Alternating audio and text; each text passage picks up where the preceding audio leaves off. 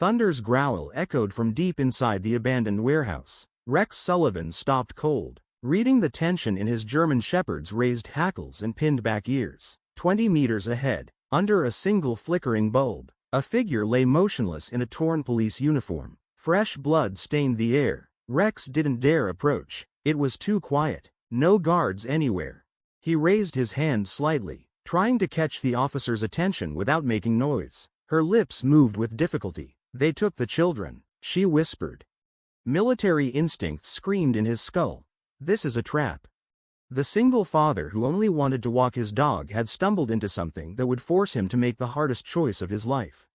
The evening had started ordinary enough. Rex punched out from the Morrison construction site at 7:45, shoulders aching after 12 hours of concrete work in the October heat. The overtime would cover Chloe's birthday party next month. Maybe there'd even be enough left for the purple bike she'd been circling in the Walmart catalog for 3 weeks.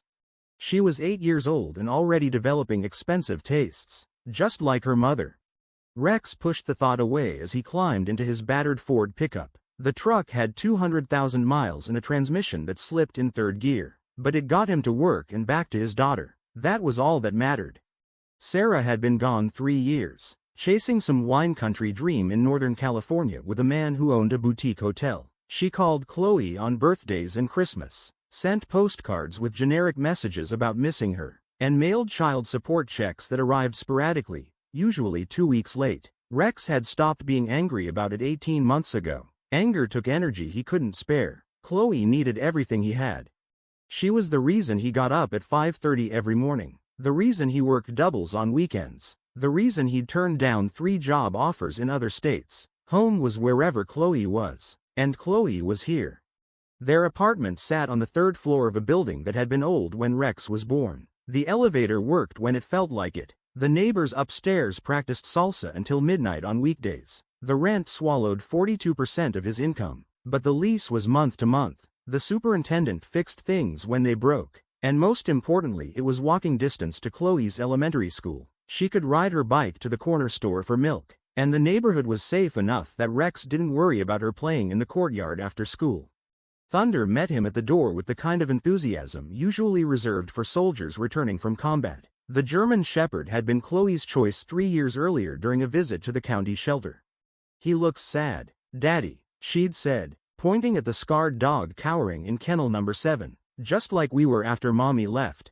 Rex had signed the papers 20 minutes later, partly because Chloe's logic was unassailable, mostly because the dog's eyes held the same hollow grief Rex saw in the mirror every morning. Best $150 he'd ever spent. Thunder adapted to their small family with remarkable intelligence. He walked Chloe to school every morning, waited patiently while she said goodbye to friends, slept on the floor beside her bed, one ear always tuned for sounds that didn't belong. When Chloe had nightmares about her mother never coming back, Thunder rested his massive head on her pillow until she fell asleep again. He understood pack dynamics instinctively. Their pack of 3 had become unbreakable. Except tonight the pack had been reduced to 2. Chloe was spending the week with Rex's sister, Jennifer, in Denver while he banked overtime. Jennifer loved having Chloe for sleepovers and shopping trips. Rex appreciated the help, but the apartment felt hollow without his daughter's chatter. Even Thunder seemed off balance, staring long minutes at Chloe's closed bedroom door as if willing her back through concentration alone. "She'll be home Sunday," Rex told the dog, scratching behind Thunder's ear. "Just 4 more days."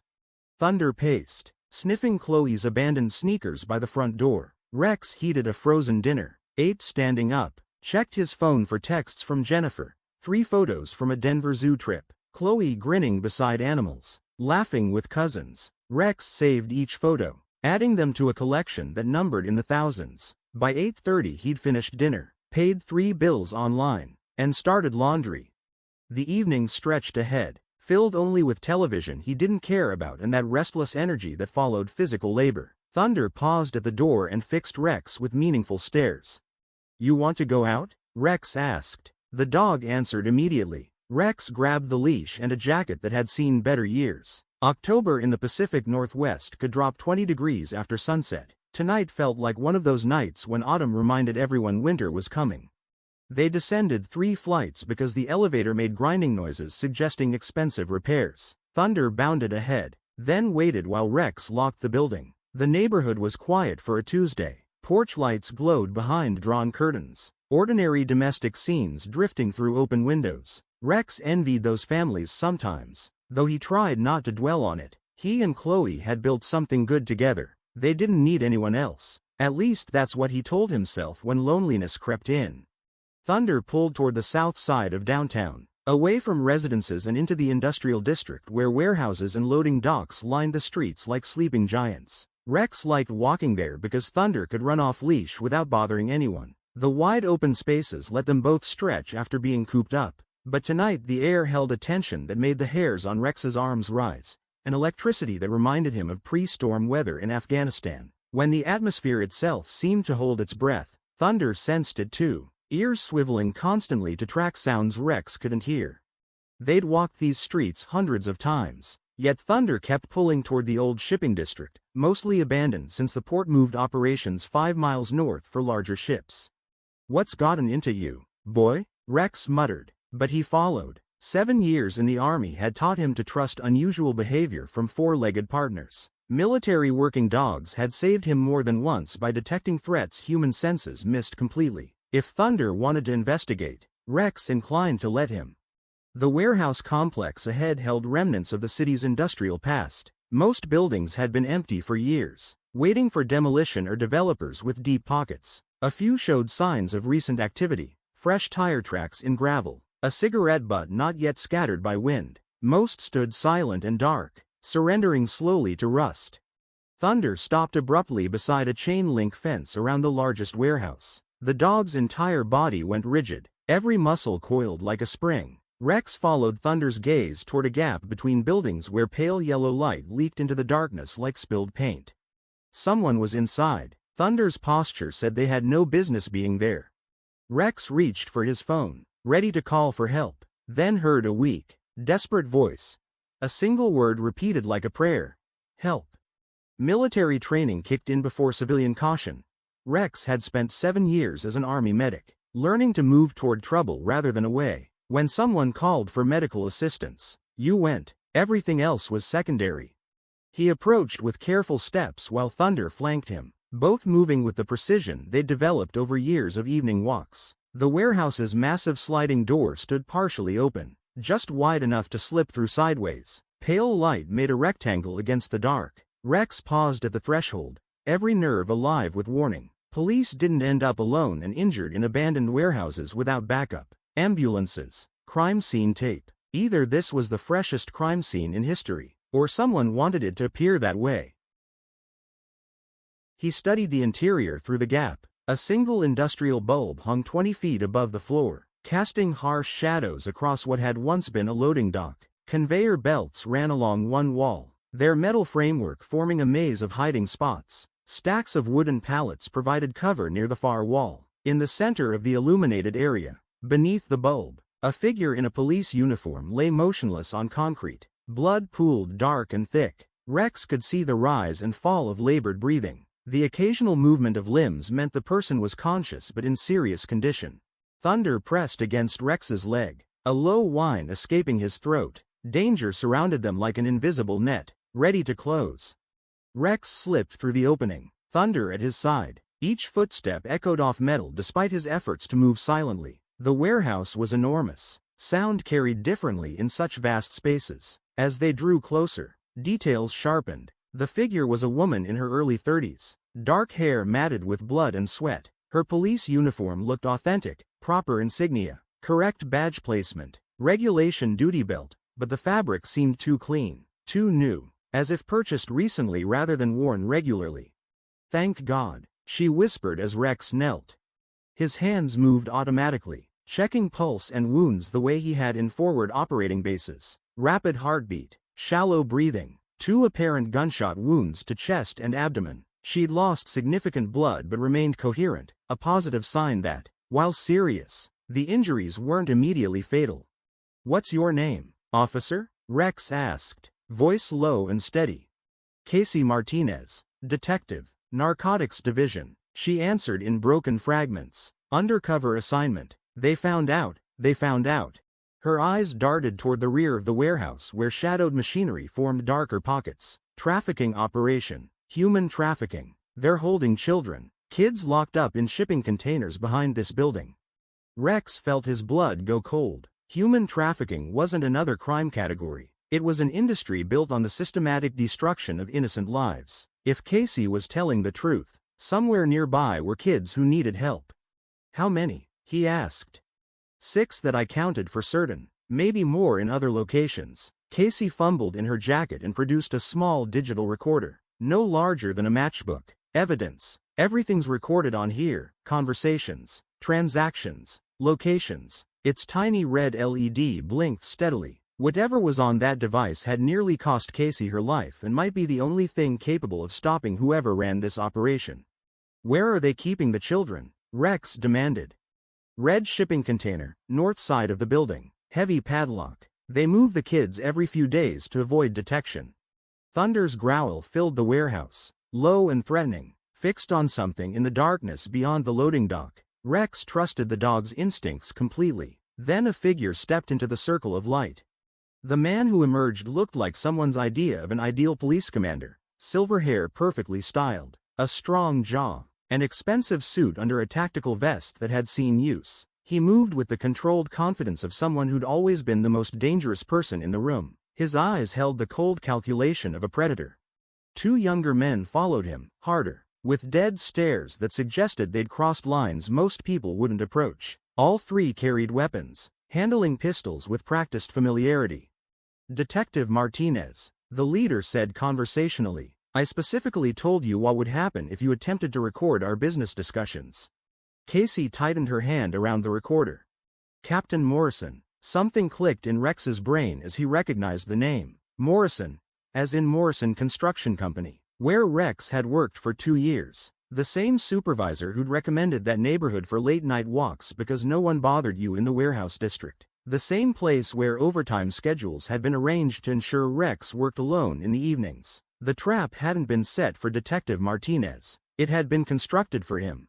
Mr. Rex Sullivan, Morrison continued, and Rex wasn't surprised the man knew his full name. Staff Sergeant, Army Medic, 3 tours in Afghanistan, expert marksmanship qualification, advanced hand-to-hand combat training, currently employed as a concrete worker, single father to an 8-year-old daughter named Chloe. Morrison nodded to one of his companions, who produced a tablet. The display showed a high-resolution photograph of Chloe and Jennifer shopping in a Denver mall earlier that day, Chloe laughing, oblivious to the men documenting her every movement. Beautiful child, Morrison observed, 8 years old, 4th grade at Riverside Elementary, loves horses and ice cream, currently staying with your sister, Jennifer, at 214 Maple Street in Denver. Lovely neighborhood, very family-friendly. The threat was delivered with calm precision. No raised voices, the tone of professionals with resources, connections, and the demonstrated ability to reach Rex's family anywhere in the country. What exactly do you want from me? Rex asked. Something very simple, Morrison replied. Detective Martinez is going to have a tragic accident tonight. Her unauthorized investigation into our business operations will die with her. The recording device she carries will disappear, and you are going to help make that happen. And if I refuse? Rex asked. Morrison's smile held no warmth. Then Chloe and Jennifer will experience their own tragic accident. Automobile crashes happen every day, Mr. Sullivan. Gas leaks in homes are unfortunately common. Random street crime has increased dramatically in Denver recently. Rex looked down at Casey, struggling to remain conscious. The recorder in her bloodstained hand was possibly the only evidence that could bring down Morrison's organization. If she died, the children in those shipping containers would disappear into the trafficking pipeline, sold to the highest bidders and shipped to places where they'd never be found. If Rex fought back, Chloe could pay with her life. I need a few minutes to think this through, Rex said, buying time. Of course, Morrison replied, mockingly generous. Take all the time you require. We're not in any particular hurry. Rex's eyes swept the warehouse methodically, cataloging weapons, defensive positions, anything he could use while pretending to consider the offer. Ancient conveyor belt machinery along the east wall made natural cover. Stacks of pallets near the dock provided additional concealment. Close to where Casey lay, Someone had abandoned maintenance equipment, including a 3-foot length of iron pipe sturdy enough to serve as an improvised weapon. Thunder remained motionless beside him, coiled tension in every muscle, waiting for a command. The dog had never been trained for military ops, but his protective instincts were lethal if directed.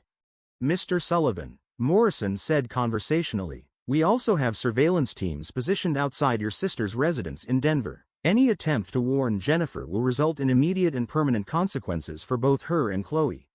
Rex nodded slowly, projecting the demeanor of a man accepting inevitable defeat, but his mind worked methodically, calculating angles, distances, and timing. Morrison had made the classic mistake of overconfidence, assuming victory before the battle had begun. "There's something you should understand about me," Rex said, taking a subtle half-step toward the abandoned iron pipe.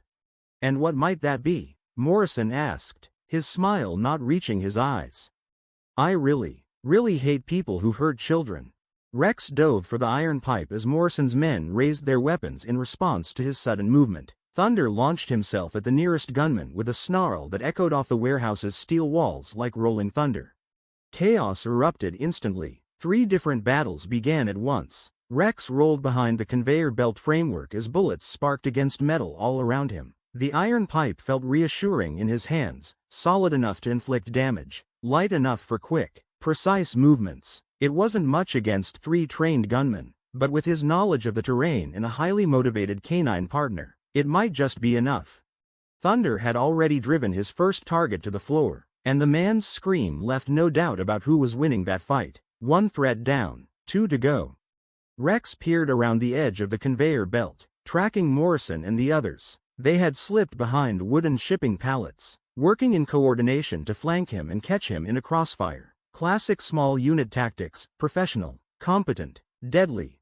But Rex had been studying this warehouse since he'd walked through the door. Every shadow, every piece of cover, every potential weapon was catalogued in his mind. The overhead lights left deep pockets of darkness between conveyor belts, and Rex moved through them like a ghost. He heard Morrison giving quiet orders, hand signals, whispered commands. These men were organized, experienced. Still, Rex had advantages they couldn't anticipate. 7 years of urban combat in Afghanistan had taught him how to use any environment as a weapon. His eyes caught on a stack of industrial chemical drums near the far wall. Cleaning solvents and degreasers. Flammable, toxic, not weapons, but distractions. During a brief lull in gunfire, Rex sprinted for the drums. Shots followed, but the shadows threw off the shooter's aim. He reached the drums just as Morrison rounded the conveyor belt with his pistol raised. For a long moment, they stared at each other across 20 feet of open concrete. Each waited for the other to make a mistake. "End of the line, Sullivan," Morrison said, cold satisfaction in his voice. Rex smiled grimly and kicked over the nearest drum. Solvent gushed across the floor, vapors rising in a sharp, acidic cloud that burned the lungs. The haze shimmered like a mirage, warping the air, making aim impossible. Morrison fired twice, but both rounds went wide. Rex had already vanished into the vapor, circling to the flank. The third gunman emerged from behind the pallets, weapon ready, only for Thunder to slam into him from the blind side. The man crashed face first into concrete, knocked out before he could fire. Now Morrison stood alone. Rex stepped from the toxic mist like an apparition, pipe raised. Morrison spun, trying to bring his pistol up, but Rex was too close. The pipe cracked against his wrist, sending the gun clattering across the floor. Morrison was tough and trained, but Rex had 40 pounds of extra muscle and 7 years of combat behind him. The fight ended quickly. With electrical cords scavenged from the maintenance area, Rex bound Morrison and the other 2 men. Thunder stood over them, growling low whenever one shifted too much. Rex hurried back to Casey. She was fading fast. He pressed down on her wound with one hand while speed dialing 911 with the other, giving exact coordinates and a rapid-fire situation report. "Detective Martinez," Rex said urgently, "I need to know where those children are." Her voice was a whisper. "Red shipping container, north side of this building. Padlocks, hinges are old." Thunder had already risen, heading toward the exit as if he understood every word. They found the container exactly where Casey had said. The padlock was military surplus, heavy duty. But Rex still carried the iron pipe. It took several minutes of pounding, but finally the lock gave way. The door swung open with a metallic screech that seemed to echo forever. Rex's flashlight cut into the dark, revealing 6 children huddled together, 4 girls, 2 boys, ages ranging from 7 to early teens, dirty, malnourished, terrified, but alive. "It's okay," Rex said softly, raising both hands to show he carried no weapon. "I'm here to help. My name is Rex, and I'm going to get you home safely." The children hesitated, then slowly shuffled toward him. Thunder lowered himself, tail wagging gently, allowing them to pet his fur. The tension began to dissolve. By the time police units arrived, Rex had the children outside, wrapped in his jacket and drinking bottled water from his truck. Casey was conscious, giving her statement to paramedics. Morrison and his men lay tied and secured, awaiting transport. Detective Lieutenant Sarah Hayes soon arrived to take command. "Mr. Sullivan," she said, her tone respectful, "what you did tonight, there are no words for it." Rex shook his head, watching paramedics wheel Casey away. Anyone would have done the same. "No," Hayes said firmly. "Most would have called for backup and waited. You went in alone, outgunned, outnumbered, because kids' lives were at stake. That's not ordinary. I'm just a construction worker in the wrong place at the wrong time." "You're more than that," Hayes replied quietly, "and I think you're starting to realize it." 3 weeks later, Rex sat in his small kitchen, reading about the arrests while Chloe worked on her homework beside him. Morrison's entire network had been dismantled, 7 states, dozens of children rescued. Casey's recording device ensured the leadership would spend decades behind bars. Casey herself was recovering and had already called Rex twice from the hospital. The children they'd saved were receiving care, slowly reclaiming their lives. Rex's phone rang, a number he didn't recognize. "Mr. Sullivan, this is Detective Hayes. We spoke at the warehouse." "I remember. What's going on?" "Missing persons case. A 16-year-old girl vanished 3 days ago. We believe Morrison's associates, those who escaped, took her." Rex set his paper aside, his focus sharpening. Across the table, Chloe looked up curiously. "What do you need from me?" "Someone with your skills. Someone who understands how these people operate. Someone who can protect children in dangerous situations." Rex's eyes drifted to Thunder, who had perked up at the word, "children." The shepherd's gaze burned with the same alertness he'd shown in the warehouse. "This wouldn't be official," Hayes continued, "more of a consultation, but we need your help." Rex thought of Chloe, safe, smiling, alive. She had called him a hero more than once, and he'd tried to deny it, but deep down, he knew the truth. "Detective Hayes," he said finally, "when do we start?" Thunder's tail thumped against the floor, eager for the next mission. Rex scratched behind his ears and smiled. Some men built things, some fixed broken machines, and some, he was beginning to realize, were born to stand between the innocent and those who would harm them. Somewhere out there, another child was waiting, and Rex was ready. If this tale moved you, if you felt the tension, the heartbreak, and the triumph, please support our channel by hitting the like button and subscribing. Your support means the world to us and helps us bring more thrilling, emotional, and inspiring stories your way. Leave a comment below and let us know what you think. Do you believe dogs have an extraordinary sixth sense? Share your thoughts and personal stories with us. Thank you for watching, and we'll see you in the next video.